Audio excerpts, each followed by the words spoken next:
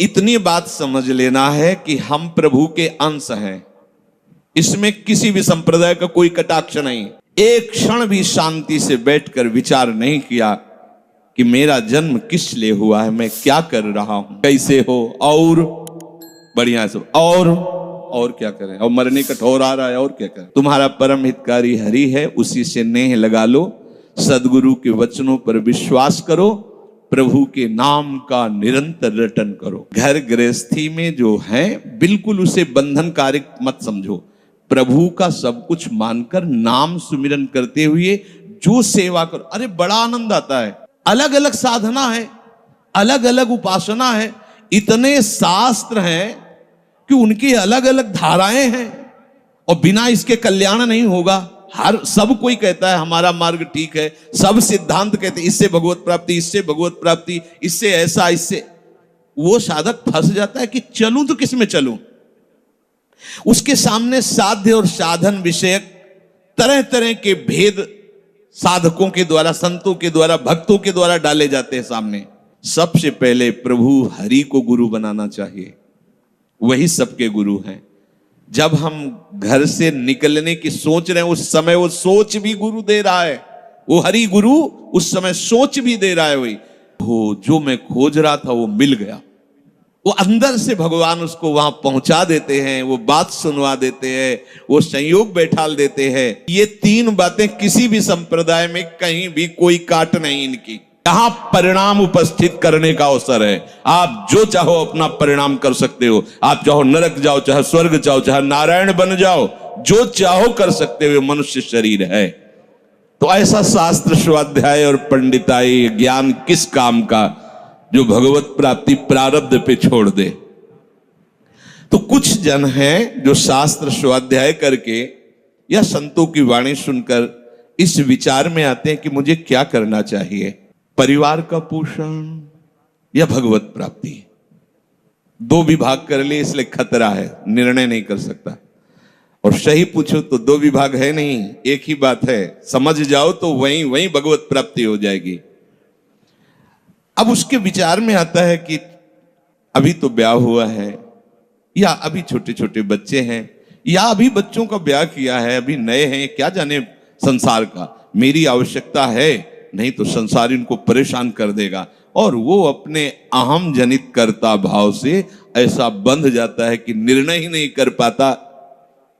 श्री चरणदास जी कह रहे हैं, ए भाई समझो, जिस कर्तव्य को तुम विसार करके झूठे भाव को कर्तव्य मान रहे हो, अरे माया के दीवाने, यहां से जाना है। ये भूल जाते हैं, माया की ऐसी भूल भुलैया है कि हमें शरीर में राग और शरीर संबंधियों के राग में सुख मिलने लगता है और लगता है कि मैं अविनाशी हूं। वैसे मैं तो अविनाशी ही है, पर विनाशी को लेकर मैं ये भूल कर बैठता है, और जिसको पकड़ा है वो सब विनाशी, सब विनाशी। गो गोचर जहां लग मन जाई, सो सब माया जानो भाई। दुनिया में लाखों का मेला जुड़ा, हंसा जब जब उड़ा तो अकेला उड़ा। समझो, ये माया की चाल है जो तुम्हें समझने नहीं दे रही। अरे भाई समझो, समझो, अरे माया के दीवानों, यहां से हमें जाना है, जाना है, कुछ साथ नहीं ले जाना है, कोई साथ नहीं जाएगा। बस तुम फंस गए हो मोह दलदल में। ये कुटुंब का मोह ऐसा मोह है कि कैसे तुम्हें बताएं।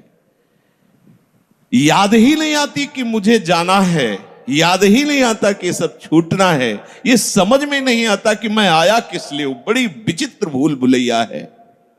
मोह कुटुंब के अवसर खोयो। दो बातें आती हैं, परिवार का पालन पोषण, ये धर्म पालन करूं, या हरि का भजन करके भगवत प्राप्ति करूं। तो बोले मोह कुटुंब के अवसर खोयो। अवसर मिला है तुमने, चूक गए तो फिर पछताना पड़ेगा।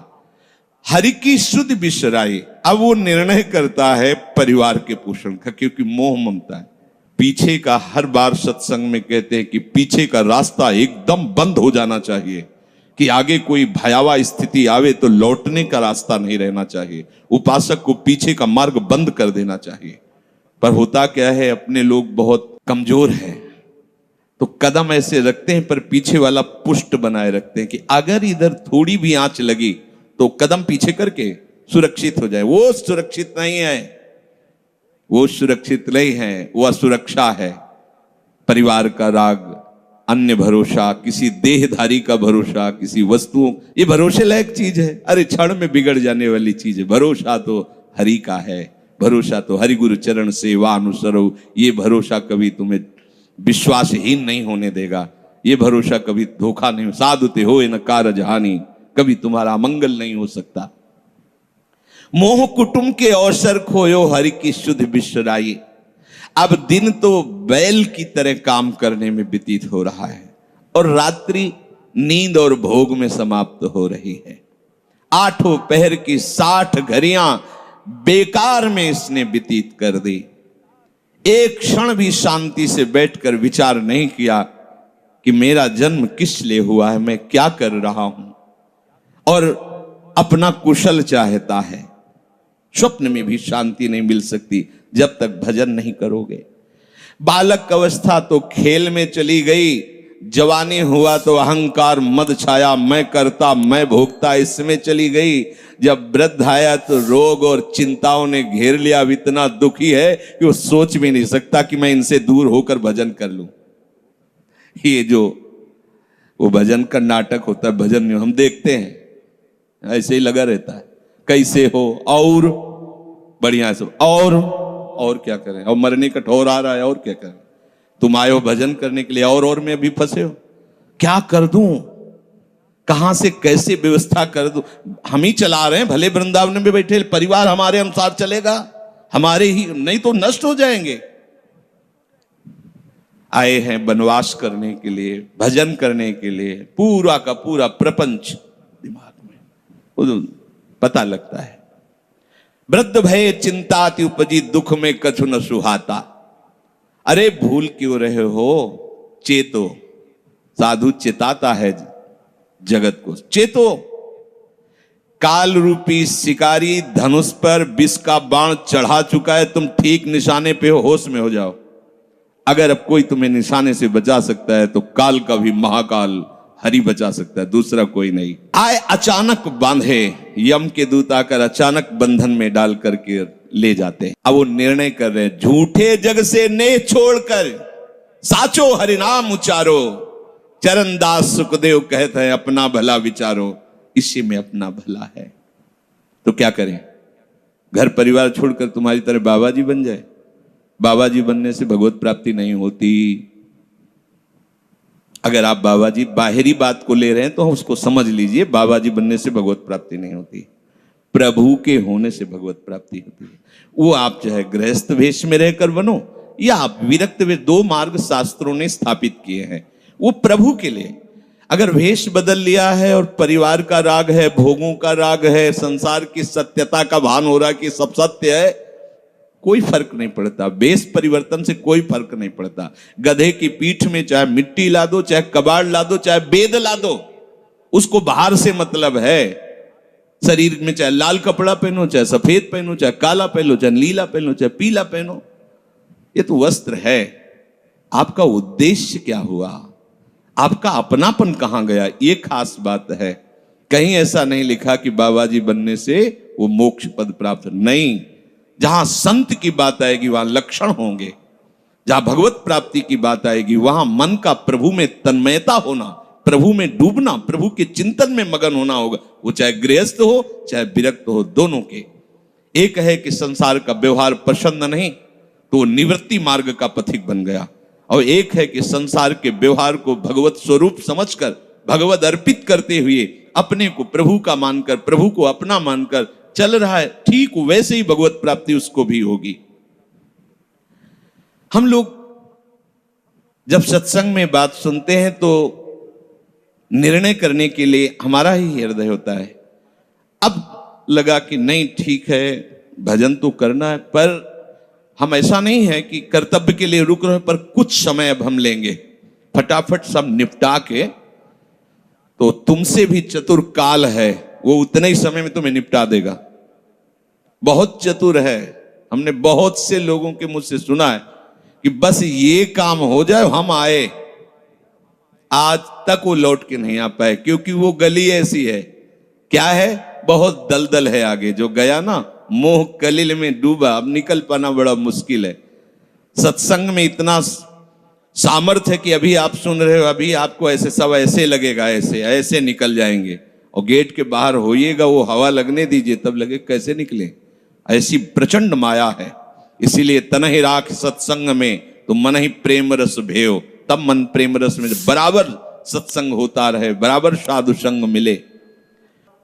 ऐ साधु, ये तमाशा है, तमाशा बस 2 घड़ी का तमाशा है। यहां जितने इकट्ठे हुए हो ये सब मिल नहीं सकते। माता पिता भाई बंधु सब बिछुड़ते चले जा रहे हैं। जो ही आकर सब इकट्ठे मिले हो, ये कभी इकट्ठे नहीं रह सकते। ये कुछ समय का है। संतों ने इसे 2 घड़ी का है, ऐसे ऐसे व्यतीत हुआ। हम लोग परिवार को अपना मैं मानकर, मेरा मानकर के जो पोषित कर रहे हैं, वो कुछ समय के लिए है। जैसे नदी पार करने के लिए 50 लोग इकट्ठे हुए, नाव में बैठे, नाव किनारे पहुंचे, सब अपने अपने मार्ग को चले जाते हैं, कोई किसी का साथ नहीं देता है। ऐसे ही मृत्यु का समय आया, चला, आप कितना भी प्यार करो, वो लौट के आपसे पूछने के लिए नहीं आएगा आप कैसे हो। या आपने कितना भी सबके लिए किया है, मोह से युक्त होकर अपना जीवन, विशेष जीवन आपने दे दिया, लेकिन आपकी क्या दुर्गति होगी किसी को कोई परवाह नहीं है। फूंक ताप के 10-5 दिन में वो जो दिन क्रिया हुई, इसके बाद सब मौज मस्ती में होते हैं। कोई तुम्हारा चिंतन, कोई तुम्हारा नाम नहीं लेगा, कोई तुम्हारे लिए आंसू नहीं बहाएगा। वो अगर कोई रोता है तो हमने सुना है कैसे रोता है। आज तक हमने जो कहा वही इन्होंने पूरा किया, मतलब अपनी कामनाओं की पूर्ति के लिए रोता है। अब कौन हमारी बात सुनेगा। तुम कितना हमें चाहते थे, कोई नहीं उतना चाहता। क्या कह के रो रहा है, क्या कह के रो रहा है, अपनी कामनाओं की स्वार्थ की पूर्ति के लिए रो रहा है, तुम्हारे लिए नहीं रो रहा। वो ये भगवान का बगीचा है संसार, रंग बिरंगे फूल हैं। कुछ तो कली ही मुरझाकर नष्ट हो जाती है, कुछ फूल खिलकर नष्ट हो जाते हैं, कुछ में ऐसी सुगंध आती, थोड़ा सुगंध फैलती, वो भी नष्ट हो जाते हैं। ये बगीचा केवल देखने में सुहावना लगता है बड़ा भयावना। इसमें मृत्यु का तांडव हो रहा है। आप देखो प्रतिपल मृत्यु भयावा, पर कैसी माया है। सामने वाला पतिंगा जला, फिर भी वो जाके उसी में जलता है। ऐसे फूंक के आ रहे हैं एक को, और उनको ये वैराग्य नहीं हो रहा कि मेरे शरीर की भी यही दशा होनी, मुझे कुछ कर लेना चाहिए। ऐसी कुछ कर लेना चाहिए जिससे हम कालातीत अवस्था को प्राप्त हो जाए। क्यों नहीं कर पाता। दारा सुत संपत्ति को सुख, ज्यों मोती ओस बिलावे, ह्या ही मिले और ह्या ही नासे, ता क्यों पछतावे। अरे भाई, ये पुत्र और परिवार का मिलन और ये सुख ऐसा है जैसे पत्ते में ओस की बूंद, कितने सेकंड में ढल जाएगी कुछ पता नहीं। ऐसे ही ये है। बड़े हर्षित हो रहे हैं, बाजे बजवा रहे हैं, बहुत दिनों बाद लड़का हुआ है, फूले नहीं समा रहे, और काल की अवधि बहुत अलु खत्म। अब वो बूंद जो है पत्ते में गिर गई। अब किस बात को लेकर यहां खुशी मनाई जाए, किस बात को लेकर हम यहां गर्व करें। बहुत सावधानी की जरूरत है। जो यहां मिला वो यहीं छूट जाएगा। आप जब जाओगे तो आपके साथ हरि भजन वो किया नहीं, आपके साथ ही हरि उनको माना नहीं। क्या करो, कुछ दे दे, क्या, सबको सुख देने की भावना, सब में प्रभु की भावना। जो भी तुम्हारे पास मन वचन कर्म से प्राप्त हुआ है वो सबको सुख देने के लिए है, सब में प्रभु है। ये बात समझ में नहीं आएगी, सबको क्यों सुख दें, क्योंकि सुख मिलना है। आप सिद्धांत समझो, आप सबके सुखों को खींच करके उनको दुख देकर सुखी होना चाहते हो, तो वो दुख लौट कर बड़ा भारी रूप रख करके आपको भोगना पड़ेगा। आप दूसरे को सुख दिए तो सुख लौट के बड़ा भारी सुख आपको देगा। ये सिद्धांत समझो ना, पर समझ ठीक है नहीं। तो हम दूसरे को दुख दे करके अपने को सुखी मानना चाहते, तो वो दुख बहुत बड़ा रूप रख के आता है और हम दुखी हो जाते हैं। नहीं, आज तक तो सब लोग सुख के लिए ही कर रहे हो, तो सुखी हो जाना चाहिए। मतलब गलत है, कहीं ना कहीं सिद्धांत गलत है। तुम्हारा परम हितकारी हरि है, उसी से नेह लगा लो, सदगुरु के वचनों पर विश्वास करो, प्रभु के नाम का निरंतर रटन करो। अब ये बात हमारी समझ में आई सत्संग के द्वारा कि हमारे जीवन के जो दो उद्देश्य बन रहे थे कि एक तो क्या करें, परिवार का पोषण करें या हरि भजन करें। तो दो भाव जो बने थे उनको तो मिटार दो, दो है ही नहीं। घर गृहस्थी में जो है बिल्कुल उसे बंधनकारी मत समझो। प्रभु का सब कुछ मानकर नाम सुमिरन करते हुए जो सेवा करो, अरे बड़ा आनंद आता है। आपको लगता है कि बैठकर भजन होता है, बिल्कुल ये मन की चाल है, नहीं होता। मन को भजन में नहीं लगाओगे तो चाहे पड़े रहो चाहे बैठे रहो, भजन नहीं होने वाला। और अगर भजन में लगाओगे तो फावड़ा चलाते हुए भजन होगा, और उसमें भी नाम स्मरण करना। और जो पूर्व सदगुरुदेव भगवान थे, बड़े ही बाहरी कठोर नियम वाले, और उस समय नाम का अभ्यास उसी समय करवाया गुरुदेव भगवान ने।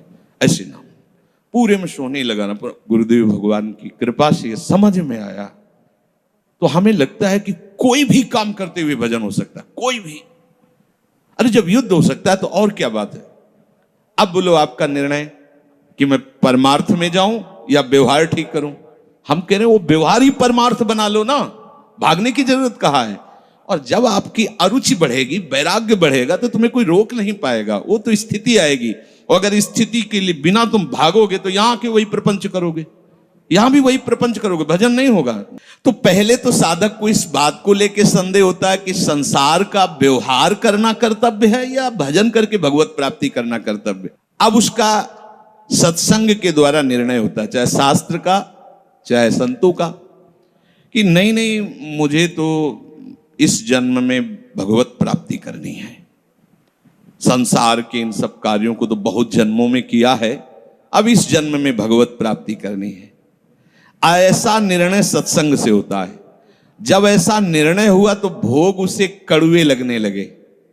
ये शरीर का विलास, इंद्रियों का विलास उसको एक दुखद लगने, कैसे कैसे छोड़ूं, कैसे हटूं। अब उसी को वैराग्य कहते हैं। अब उसके अंदर वैराग्य बढ़ने लगा। जब वैराग्य बढ़ने लगा तो वो प्रभु की तरफ चलने के लिए उतावला हुआ। अब उसके सामने प्रभु की तरफ चलने के लिए जो बताने वाले हैं वो शास्त्र हैं और वो संत जन हैं।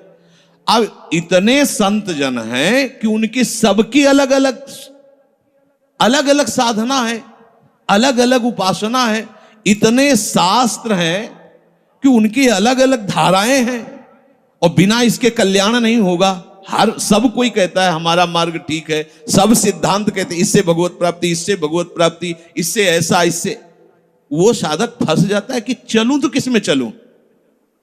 उसके सामने साध्य और साधन विषयक तरह तरह के भेद साधकों के द्वारा, संतों के द्वारा, भक्तों के द्वारा डाले जाते हैं सामने। फिर शास्त्र को पढ़ता तो बहुत सी बातें शास्त्र में निकलती हैं। अब वो बेचारा परेशान हो जाता है कि अब मैं क्या करूं। संसार का तो सत्संग के द्वारा समझ लिया कि ये ठीक नहीं, मुझे भगवत प्राप्ति, पर कैसे भगवत प्राप्ति करूं। अब इसका निर्णय करना उस नवीन साधक के लिए बहुत कठिन होता है। परंतु भगवत कृपा का वो जिसने आश्रय ले लिया वो यहां टिकता नहीं है। इस संशय में परमार्थ भगवत कृपा से पुष्ट होता है। सबसे पहले प्रभु हरि को गुरु बनाना चाहिए, वही सबके गुरु हैं। जब हम घर से निकलने की सोच रहे हैं उस समय वो सोच भी गुरु दे रहा है, वो हरि गुरु उस समय सोच भी दे रहा है वही। तो जब हमारी ऐसी स्थिति आती है कि हम निर्णय नहीं कर पाते तो अंदर से प्रभु को पुकारना चाहिए, हे गुरुदेव हरि, आप प्रकट रूप में मिलो और मेरा समाधान करो। अब जो ही वो अंदर से ऐसी दशा में प्रभु की शरण होकर के पुकारता है तो भगवत कृपा उसे सदगुरुदेव के रूप में प्राप्त हो जाती है। ओहो, जो मैं खोज रहा था वो मिल गया। वो अंदर से भगवान उसको वहां पहुंचा देते हैं, वो बात सुनवा देते हैं, वो संयोग बैठाल देते हैं, जिससे उसके सारे संशय नष्ट हो जाते हैं। अब वो संपूर्ण शास्त्र और संपूर्ण संतों के मत को प्रणाम करके अपने गुरुदेव की आज्ञा पर चलने लगता है। अलग अलग वर्णन है संप्रदायों के सिद्धांत, अलग अलग शास्त्रों की युक्तियां वर्णन है। हम कितनी युक्तियां कितनी चलेंगे तो एक युक्ति में ही। तो इतनी बात समझ लेना है कि हम प्रभु के अंश हैं, इसमें किसी भी संप्रदाय का कोई कटाक्ष नहीं। जीव प्रभु का अंश है, इसमें किसी भी संप्रदाय की कोई टिप्पणी नहीं है ना, ठीक है। दूसरी बात, संसार भगवान की माया है, सब संप्रदाय है ना, तो इस माया को त्यागना है। बात समझ में आ गई। तीसरी बात है, भगवत प्राप्ति करनी है। ये तीन बातें किसी भी संप्रदाय में कहीं भी कोई काट नहीं इनकी। हम प्रभु के अंश हैं, ये संसार माया के द्वारा रचित है। संसार का, संसार के भोगों का त्याग करने वाला ही भगवत प्राप्ति के योग्य होता है। भगवत प्राप्ति करना हर संप्रदाय का लक्ष्य है, चाहे उपासना कुछ भी हो। संसार का त्यागना हर संप्रदाय का लक्ष्य है। कोई भी आप शास्त्र, सिद्धांत या संप्रदाय देखिए, संसार के भोगों का, संसार की आसक्ति का त्याग, और हम प्रभु के हैं, ये सिद्ध बात है। किसी भी संप्रदाय में हो, जीव भगवान का अंश है, ये निश्चित बात है। तो ऐसा निर्णय गुरुदेव की कृपा से स्वाभाविक हो जाता है कि अब सब सिद्धांतों को भले सुन लें, लेकिन हमें चलना का हमें पता है। हमारे गुरुदेव ने हमें बता दिया है, हमारे माई श्यामाजू को राज, हमें चलना। राहो को काहू मनाई दिए, पर मेरे प्राणनाथ श्री श्यामा शपथ करो तृण छिए, मन क्रम वचन त्रिशुद्ध सकल मत, हम श्री हित हरिवंश उपासी, हा हरि रा राधा वा वृंदावन सा सहचरी। साधक की बुद्धि गुरुदेव के प्रताप से उपासना में निश्चल हो जाती है। एक एक बात को समझिए। प्रभु कह रहे, जिस काल में शास्त्रीय मतभेदों से विचलित हुई तेरी बुद्धि निश्चल हो जाएगी, परमात्मा में अचल हो जाएगी, उसी काल तू योग को प्राप्त हो जाएगा। कैसे होगी निश्चल? अगर हम शास्त्रों में भटकते रहो, कई बार समझने के बाद भी ये निश्चय होता था कि ये आश्रय ठीक है या अहम ठीक है। क्योंकि जब एको हम बहुत श्यामा, वही ब्रह्म बहुत रूप, मैं भी तो ब्रह्म हूं ना। मैं भ्रम से अपने को अंश मान रहा हूं, भ्रम से अपने को जीव मान रहा हूं, भ्रम से अपने को शरीर मान रहा हूं, वही हूं। सेवक से विभाव बिन भव न तरी उर्गारी। काकभूषण जी कह रहे, बिना सेवक और स्वामी के भाव के संसार से तरा नहीं जा सकता। एक में है सेवक स्वामी भाव के बिना नहीं तरा जा सकता, और एक है कि जब तक सेवक स्वामी भाव भेद है तब तक अविद्या है, अविद्या है तो मोक्ष नहीं। बड़ा झंझट है, बड़ी समस्या है। उसका समाधान केवल गुरुदेव के वचन से होता है। मोक्ष मूलम गुरु कृपा, वो बता दी, ऐसे चलो बस। दूसरे के लिए सुनना, दूसरा कोई गलत नहीं है। बहुत से मार्ग हैं, बहुत से संप्रदाय हैं, बहुत से सिद्धांत हैं। हम सब संप्रदाय, सब सिद्धांत, सब मार्गों को एक साथ नहीं निर्वाह कर सकते। एक मार्ग में चलेंगे तो जो हमें गुरुदेव मिले भगवत प्रेरणा से, उनके द्वारा बताई हुई साधन पद्धति में अपनी बुद्धि निश्चल कर दे। निश्चल कोटि जन्म लग रगर हमारी, बरऊ शंभुनता राहु कुमारी, इसे निश्चलता कहते हैं, इसे अटल कहते हैं। चाहे जितनी परीक्षा ले लो, चाहे जैसा दुख दे दो, चाहे जैसा प्रलोभन दे दो, लेकिन अब अपने प्रियाजू के गोरे चरणार बिंदु के सिवा अन्य आश्रय नहीं ले सकते। ये अचल बुद्धि हो गई। साधक की बुद्धि निश्चल हो जाती है कि अब तो मुझे केवल प्रिया प्रीतम का नाम रटना है, प्रिया प्रीतम की सेवा करनी, प्रिया प्रीतम के भरोसे में रहना, और प्रिया प्रीतम के पास ही जाना है। ये निश्चय लगभग लगभग ऐसा तो हो गया होगा, क्योंकि सत्संग सुन रहे हैं बहुत काल से। कई बार सत्संग में कहा चित्त का समाधान हो जाना ही उपासना की परिपक्वता है। यदि आपसे कोई प्रश्न करे कि आपका उपासना का स्वरूप क्या है, तो श्री राधाजुग चरण निवास, बस, आगे कुछ है नहीं। हमारा केवल उपास्य तत्व प्रेम, प्रेम का मूर्तिमान स्वरूप लाडली, लाडली के गोरे चरणारविंद, बस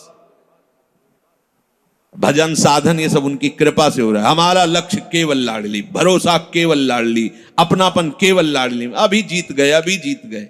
ज्यादा जैसी तरिवंश प्रपंच बंच सब काल ब्याल को खायो, ये जिए जान श्याम श्यामापद कमल संग सिर नायो। मुझे प्रियालाल को प्राप्त करना ये दृढ़ निश्चय हुआ गुरुदेव की कृपा से।